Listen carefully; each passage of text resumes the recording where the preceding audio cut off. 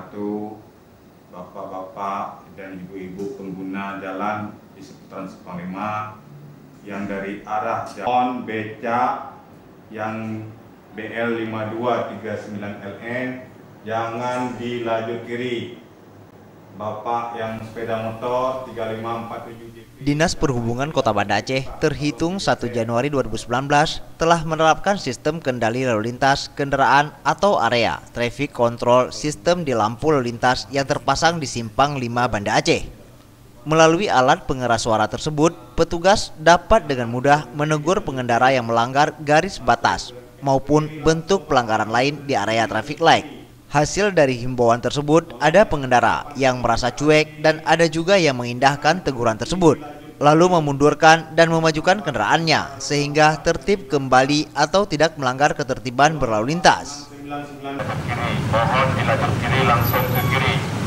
Mohon yang beca barang yang berhenti di lajur kiri langsung ke kiri.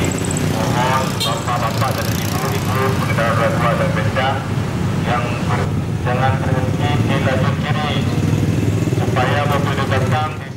Kepala Bidang Lalu Lintas dan Angkutan Dinas Perhubungan Kota Banda Aceh M. Zubir menyebutkan, meski Dinas Perhubungan mengandalkan alat pengeras suara untuk menegur pengemudi, namun kesadaran para pengguna jalan tetap lebih diutamakan.